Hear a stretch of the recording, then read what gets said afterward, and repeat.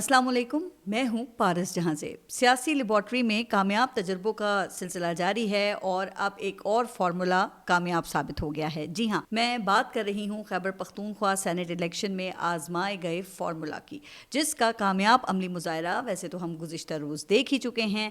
अब ये एक अलग ही फार्मूला है। इससे पहले हम फ़िज़िकल फार्मूले देखते रहे हैं, जैसे कि पकड़ धकड़, लाठी चार्ज, आंसू गैस वगैरह वगैरह वगैरह, जो एहतजाज के वक्त आजमाए जाते थे। लेकिन इस बार ऐसा कुछ भी सामने नहीं आया है और लगता ये है कि साइंस की फील्ड तब्दील हुई है और फिज़िक्स के बजाय केमिस्ट्री का फार्मूला अप्लाई किया गया है। अब जाहिर है कि केमिस्ट्री के फार्मूले तो केमिस्ट ही बना सकते हैं ना, जिसका अमली मुजाहरा करने के लिए फिर टेक्नीशियंस की खिदमात ली जाती हैं। अब सेनेट इलेक्शन में खैबर पख्तूनख्वा हुकूमत और उसकी जो अपोजिशन है उसने ऐसे ही तजुर्बेकार टेक्नीशियंस का किरदार कामयाबी से निभाया है। अब कीमियादानों के बनाए हुए फार्मूले पर मनोअन अमल करके दिखाया गया है, जिसकी वजह से वो मुश्तरका तौर पे सेम पेज का लिटमस टेस्ट पास करने में कामयाब हो गए हैं। इसके नतीजे में पाकिस्तान तहरीक इंसाफ के हिस्से में 6 और अपोजिशन को 5 जो सीट्स हैं वो अता की गई हैं। अब नंबर्स गेम को देखते हुए बज़ाहिर तो ऐसा ही लगता है कि अपोजिशन फ़ायदे में है, लेकिन अगर इसका बगौर जायज़ा लिया जाए तो अपोजिशन को दिया जाने वाला माल गनीमत वो सेनेट में वसूल कर लिया गया है, जबकि तहरीक इंसाफ ने भी मज़ीद खराज पेश किया है। अब बुनियादी सवाल देखें यहाँ पर यह है कि आखिर कौन सा ऐसा नुस्खा कीमिया अप्लाई किया गया है जिसका कामयाब मुजाहरा करके दोनों फरीक भी खुश और कीमियादान भी मुतमईन हैं।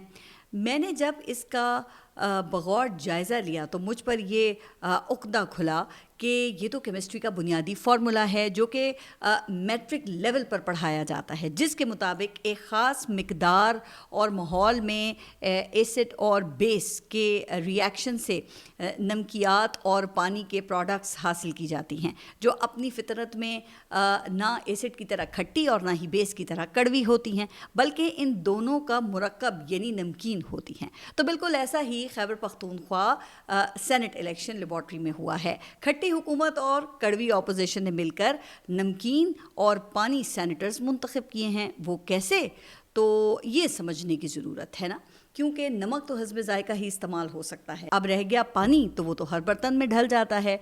तो देखा जाए तो इन 11 सीटों पर मुंतखब होने वाले सेनेटर्स की अक्सरियत भी नमक और पानी की खुसूसियात रखती है, जो नमक की तरह कंट्रोल से इस्तेमाल किए जा सकते हैं और पानी की तरह हर बर्तन और हर निज़ाम में फ़िट हो सकते हैं। फिर चाहे उनसे तरमीम करवाएं या फिर आप अंगूठे लगवाएं, ये तो फिर कीमियादानों की सवाबदीद है। अच्छा, आप नए मुंतखब होने वाले ये जो सेनेटर्स हैं, अगर इनका बैकग्राउंड देखें तो ये बात सामने आती है कि इनमें से कुछ तो रेगुलर कस्टमर हैं।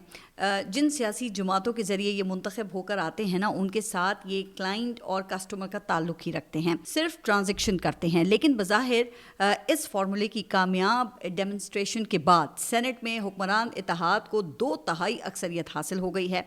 कौमी असम्बली में खुसूसी नशस्तों की बदौलत हुक्मरान इत्तेहाद पहले ही वहाँ 2/3 अक्सरियत हासिल कर चुका है। अब अगर कीमियादान सफ़ेद को स्याह और स्याह को सफ़ेद कहने का आइनी बिल भी पास करवाना चाहे ना, तो कोई रुकावट नहीं रही है।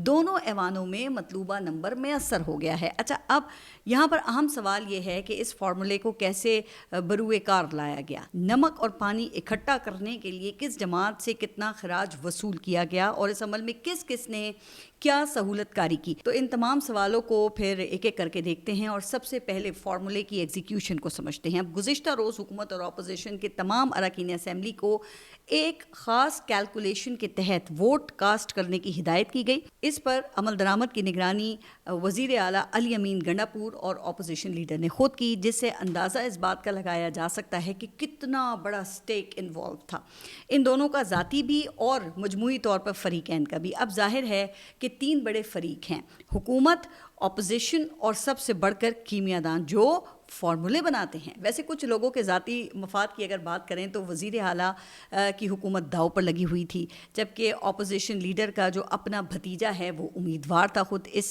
सेनेट इलेक्शन में। अब इस ज़ाती और इज्तमाई मफाद को फार्मूले में कैसे परोया गया, तो इसका जवाब हुकूमत और अपोजिशन को मिलने वाले वोटों की तादाद में मौजूद है।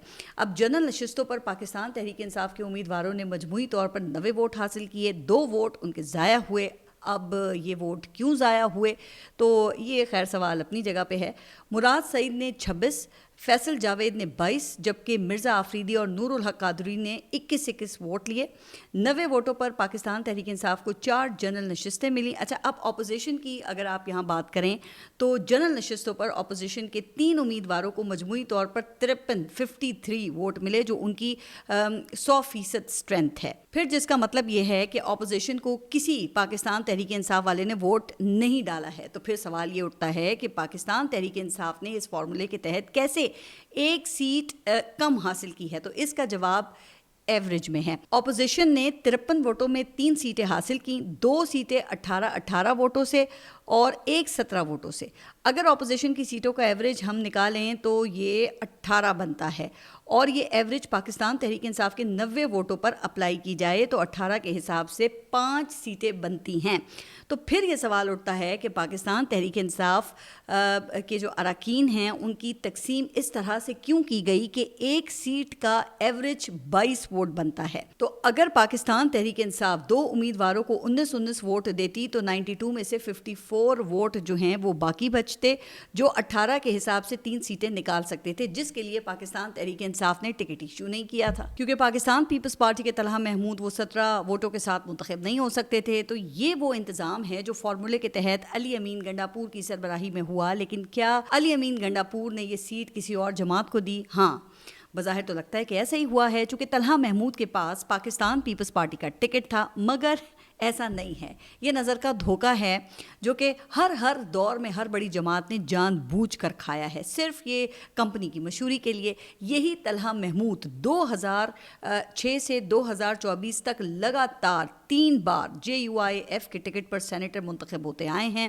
اچھا، اس دوران JUIF سے ان کی اتنی ہی وابستگی تھی جتنی پاکستان پیپلز پارٹی سے ہے، ورنہ کیا یہ ہو سکتا ہے کہ نون لیگ 18 سیٹوں کے بجائے 1 سیٹ جیتے اور پاکستان پیپلز پارٹی 11 ووٹوں کے ساتھ 2 سیٹیں نکال لے؟ تو پھر اس سے کیا ثابت ہوا؟ تو اس سے یہ ثابت ہوا ہے کہ طلحہ محمود کا شمار تو پاکستان پیپلز پارٹی میں ہوگا، لیکن استعمال کیمیا دانوں کی ثوابدید پر ہے، جو انہیں JUIF میں پارک کریں یا پھر ان کی مرضی ہے کہ پاکستان پیپلز پارٹی میں۔ تو ہو سکتا ہے کہ اگلے ٹینیور میں ایسا ہی کوئی پروڈکٹ پاکستان تحریک انصاف کو بھی مل جائے جو کھانے سے زیادہ دکھانے کے لیے ہو۔ ویسے ماضی میں پاکستان تحریک انصاف کو ایسی ٹرانزیکشنز بھی مل چکی ہیں۔ آپ سینیٹر دلاور خان کی مثال کو لے لیں، وہ 2018 میں نون لیگ کی مدد سے آزاد حیثیت میں منتخب ہو کر آئے تھے۔ اسمبلی میں آئے تو اپنا الگ سے آزاد گروپ بنا لیا انہوں نے، جس کی خدمات حسب ضرورت پاکستان تحریک انصاف کی حکومت کو فراہم کی جاتی تھیں، لیکن جب رجیم چینج ہو گئی تو دلاور خان کی خدمات PDM حکومت کو ورثے میں مل گئی تھی۔ پھر گزشتہ سال جنوری میں دلاور خان کے آزاد گروپ نے باپ پارٹی کے ساتھ مل کر سینٹ سے صرف 14 سینیٹرز کی مدد سے الیکشن ملتوی کرانے کی قرارداد پاس کروا لی۔ اس دوران نون لیگ اور پاکستان پیپلز پارٹی کے جو سینیٹرز تھے وہ تو دیکھتے کی دیکھتے ہی رہ گئے، اور یہاں تک کہ کورم تک پوائنٹ آؤٹ وہ نہ کر سکے، اور پھر بعد میں دونوں جماعتیں اس قرارداد سے لا تعلقی کا اعلان کرتی پائی گئیں۔ بہرحال اب وہی دلاور خان JUIF کے ٹکٹ پر سینیٹر منتخب ہو گئے ہیں۔ کیا اب وہ JUIF کے کہنے پر چلیں گے؟ اس کا تعین تو خیر ضرورت ہی کرے گی، مگر حقیقت میں تو یہ کیمیا دانوں کو حاصل ہونے والی بائی پروڈکٹ ہے جو اس فارمولے سے برآمد ہوئی ہے۔ سو کہنے کا مقصد یہ ہے کہ کیمسٹ نے ہر جماعت میں اپنا حصہ محفوظ رکھا ہے، کم یا زیادہ، لیکن اتنا کہ سینٹ میں فیصلہ کن حیثیت ان کے ہاتھ میں رہے۔ لیکن اس کے برعکس خیبر پختونخوا حکومت اور اپوزیشن نے بڑے فخر سے یہ دعویٰ کیا کہ متفقہ فارمولے سے ہارس ٹریڈنگ کا راستہ روکا گیا، جمہوریت کا بول بالا ہوا۔ اب پتہ نہیں کہ جمہوریت کا بول بالا ہوا ہے یا ایوان بالا کا پول مزید کھلا ہے، کیونکہ یہ ہارس ٹریڈنگ سے زیادہ اب آگے بڑھ کے ہاؤس ٹریڈنگ کا معاملہ بنتا جا رہا ہے۔ لیکن ایک بات تو ماننی پڑے گی کہ KP کی حکومت اور ان کی اپوزیشن نے مل کر ایک امیدوار، جی ہاں صرف ایک امیدوار، خرم ذیشان کو شکست دے دی ہے، جو کوئی بھی ووٹ حاصل نہیں کر سکے، چونکہ وہ پاکستان تحریک انصاف کے دیرینہ کارکن تھے۔ اب سوال یہ ہے کہ اس فارمولے پر عمل درآمد کیسے ممکن ہوا اور عمل درآمد کے لیے پاکستان تحریک انصاف کے اندر کس کس طرح کے جتن کیے گئے، اس کو سمجھنے کے لیے خیبر پختونخوا کے سیکرٹری جنرل علی اصغر خان کی ایک ایکس پوسٹ اہم ہے۔ اس پوسٹ کے ذریعے پاکستان تحریک انصاف خیبر پختونخوا کے سیکرٹری جنرل نے بیرسٹر گوہر، سلمان اکرم راجہ، علی امین گنڈاپور اور بیرسٹر سیف کو واضح طور پہ چارج شیٹ کیا ہے۔ ان کی اس چارج شیٹ کو واقعات کی روشنی میں اگر دیکھیں تو ایک بڑی واضح تصویر ابھرتی ہے۔ اب علی اصغر خان کے مطابق 15 جولائی کو انہوں نے پی ٹی آئی کے پی کے کی جانب سے ٹکٹوں کی ترجیحی لسٹ بیرسٹر گوہر اور سلمان اکرم راجہ کے حوالے کی۔ اس میں مرزا آفریدی کا نام شامل نہیں تھا، جبکہ عرفان سلیم دوسرے اور خرم ذیشان چوتھے نمبر پر تھے۔ اگلے دن یعنی کہ 16 جولائی کو سلمان اکرم راجہ کو عمران خان سے ملنے کی اجازت نہیں دی گئی، جبکہ بیرسٹر سیف نے 2 گھنٹے اکیلے میں عمران خان سے ملاقات کی، جس کے بعد علی اصغر کے بقول عمران خان کی بہنوں کو صرف 10 منٹ عمران خان سے ملنے کی اجازت ملی۔ اس لیے یہ پتہ نہیں چل سکا کہ بیرسٹر سیف نے کس حد تک عمران خان کو اصل صورتحال سے آگاہ کیا ہے۔ اچھا، پھر اس پوسٹ میں ایک پیٹرن کی نشاندہی کی گئی ہے کہ جب کوئی بھی فیصلہ کرنے کا موقع آتا ہے تو اس سے پہلے اور اس کے فوراً بعد عمران خان سے مخصوص لوگوں کے علاوہ دیگر پارٹی رہنماؤں کو ملنے نہیں دیا جاتا، صرف بیرسٹر سیف کی رسائی جو ہے اس کو اوپن رکھا جاتا ہے۔ اب اس الزام کے میرٹ میں جائے بغیر دیکھیں 2 باتیں تو بالکل واضح ہیں۔ ایک یہ کہ یہ واقعات کی حد تک ملاقاتیں روکنے والی بات تو بالکل درست ہے۔ دوسری اور پھر اہم بات یہ ہے کہ پاکستان تحریک انصاف کے پی چیپٹر کو بیرسٹر سیف اور علی امین گنڈاپور کے کنڈکٹ پر اعتماد نہیں رہا، لیکن بہرحال بیرسٹر سیف نے عمران خان سے ملاقات کے بعد 6 ناموں کا اعلان کیا اور یہ کہا کہ ان کی منظوری جو ہے وہ عمران خان کی طرف سے دی گئی ہے۔ لیکن پی ٹی آئی کے پی کے جنرل سیکرٹری کا کہنا یہ تھا کہ یک طرفہ کہانی بتا کر فیصلہ لینا درست نہیں ہے، اس لیے پارٹی خود مشاورت سے فیصلے لے اور اس کی ذمہ داری کو بھی قبول کرے۔ اب یہ تو ہے کہ پی چیپٹر کا پارٹی موقف، لیکن یہاں 2 سوالات اٹھتے ہیں۔ ایک یہ کہ عمران خان نے ٹکٹوں کی منظوری دی، اور دوسرا یہ کہ اگر منظوری خان صاحب کی طرف سے دی گئی ہے تو کیا پوری انفارمیشن ملنے کے بعد دی گئی ہے یا بیرسٹر سیف کی طرف سے یک طرفہ کہانی سنانے کے بعد دی گئی ہے۔ اب جہاں تک یہ پہلے سوال کا تعلق ہے تو اس کی یقین دہانی بیرسٹر گوہر اور سلمان اکرم راجہ نے الیکشن کی رات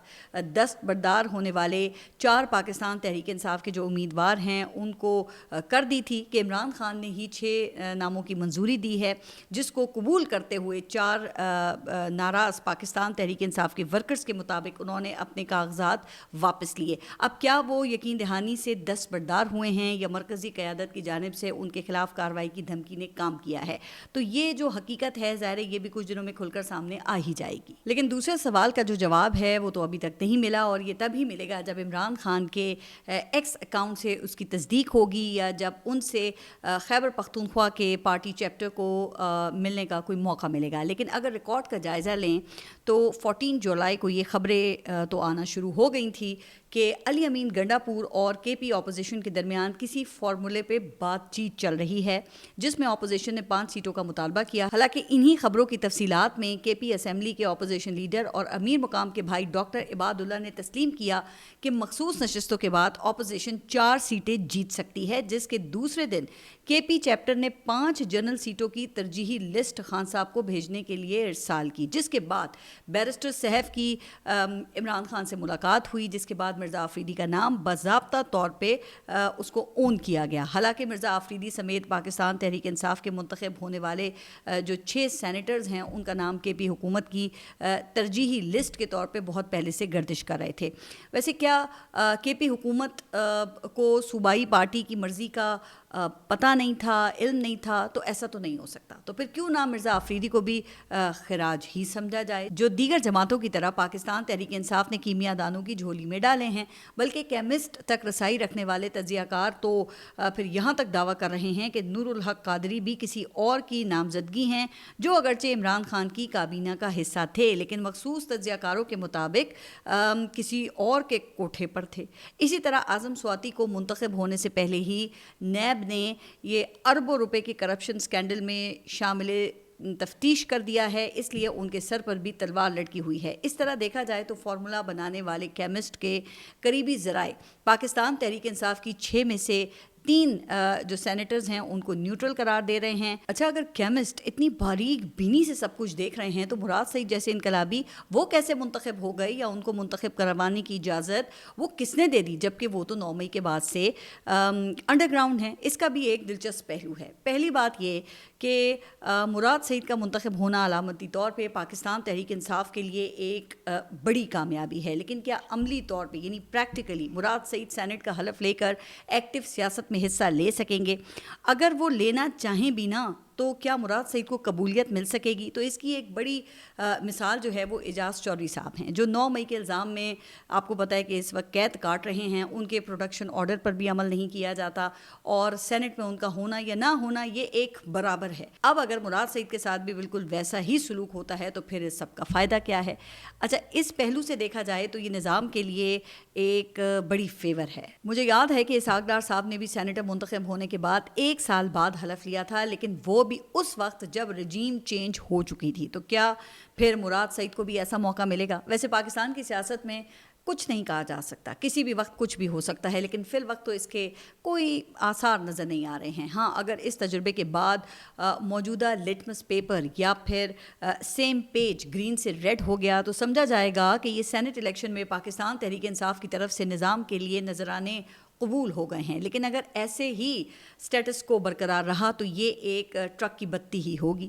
پاکستان تحریک انصاف کے مخالفین کی پھر یوں ہی موجیں لگی رہیں گی. تو حتمی فیصلے کا اعلان تو پھر ظاہر ہے کہ فارمولا بنانے والے کیمسٹ نہیں کرنا ہے, جن کے دیے ہوئے انگریڈینٹس کو کے پی حکومت اور اس کے مخالف جماعتوں نے فارمولے میں ڈھالا ہے. اب اس ڈیمونسٹریشن کے بعد اگلی پیش رفت جو ہے وہ اہم ہوگی, جو نظام کی سوچ کی سمت کا تعین کرے گی. چونکہ کوٹ لکھپت جیل میں اسیر پاکستان تحریک انصاف کے رہنماؤں کے خلاف 9 مئی کی جو ٹرائل ہیں ان کا فیصلہ بھی آنے والا ہے. اگرچہ اس مقدمے کے ایک سٹار وٹنس نے گواہ کا فیصلہ لینے میں ہچکچاہٹ دکھائی ہے, لیکن شاہ محمود قریشی کے صبر کا پیمانہ لبریز ہو گیا ہے. انہوں نے گزشتہ سماعت میں کہا ہے کہ اگر میں 9 مئی میں ملوث ہوں تو مجھ پر اللہ کا قہر نازل ہو. لیکن ظاہر ہے کہ جج نے اس بات پر تو فیصلہ نہیں کرنا. اگر کرنا ہوتا تو پھر یہ 2 سال سے ٹرائل پینڈنگ نہ ہوتا. اچھا, اب نظام کے ایک اور سرفراز کی بات کرتے ہیں اور وہ ہیں جناب سرفراز بگٹی. اب عید الاضحیٰ کے بعد کوئٹہ میں غیرت کے نام پر دوہرا قتل ہوا اور قبائلی سردار کے فیصلے پر ایک خاتون اور ایک مرد کو کاروکاری کر کے مار دیا گیا. لیکن بلوچستان حکومت کو اس پورے واقعے کی کانوں کان خبر نہ ہوئی. پھر سوشل میڈیا پر وائرل ہونے والی ویڈیو کے ذریعے اس دوہرے قتل کا ان کو پتہ چلا اور اب وہاں وزیر اعلیٰ یہ فرما رہے ہیں کہ جی قاتلوں کی مہربانی کہ انہوں نے خود اس ویڈیو کو پوسٹ کر دیا, ورنہ بلوچستان حکومت تو اس سے بے خبر ہی رہتی. اب یہ اس نظام کی ہی کیمیا دانی ہے جس نے سرفراز بگٹی کو سینٹ سے نکال کر بلوچستان میں پوسٹ کر دیا, ورنہ یہ ساری زندگی ساری عمر بھی لگے رہتے نا تو کبھی بھی وزیر اعلیٰ نہیں بن سکتے تھے.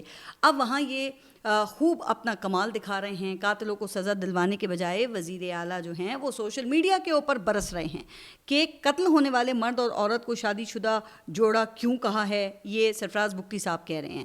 وہ کہتے ہیں کہ ایسی بات کرنے سے پہلے سوشل میڈیا کو اس کی تحقیق کرنی چاہیے تھی. جناب, یقیناً تحقیق کے بعد ہی کسی بات کو آگے بڑھانا چاہیے, لیکن ایسی بات سے وزیر اعلیٰ بلوچستان کیا ثابت کرنا چاہ رہے ہیں؟ کیا سرفراز بگٹی وہ یہ کہنا چاہ رہے ہیں کہ چونکہ وہ شادی شدہ کپل نہیں تھا اس لیے ان پر کاروکاری کا الزام لگا کے قتل کرنا اور ویسے قتل کرنے میں فرق ہے؟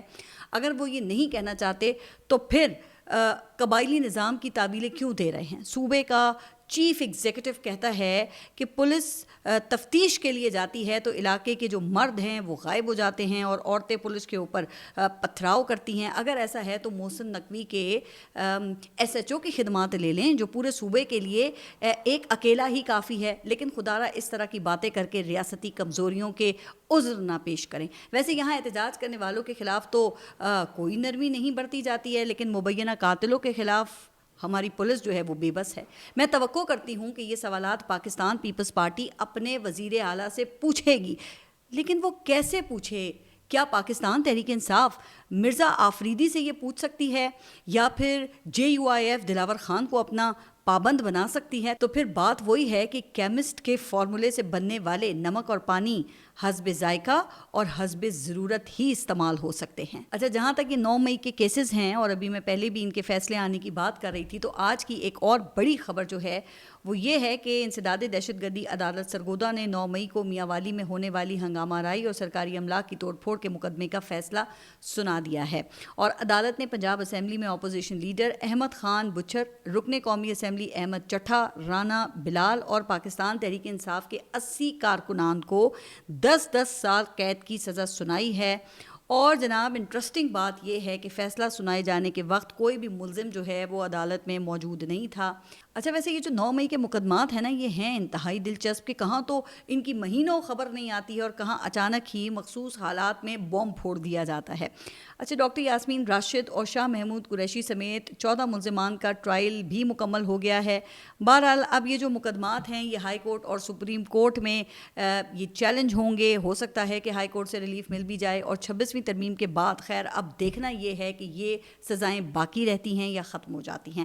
اگر سزاؤں کا یہ سلسلہ جاری رہا تو پھر شاید مفاہمت کی جو فضا ہے وہ نہ بن سکے، لیکن اس سے پیغام یہ گیا ہے اس وقت میں کہ ریاست اس وقت کسی مفاہمت کے موڈ میں نہیں ہے۔ اچھا، ویسے اس قسم کے مقدمات اور سزاؤں کا انحصار ملزمان کے اچھے بچے بن کر رہنے پر بھی ہوتا ہے، تو پھر دیکھتے ہیں کہ ریاست اچھے بچوں کو معاف کرتی ہے یا ضدی بچوں کی سزا جو ہے اسے برقرار رکھتی ہے۔ آپ سب اپنا خیال رکھیے اور اگلے ولاگ تک کے لیے اللہ حافظ۔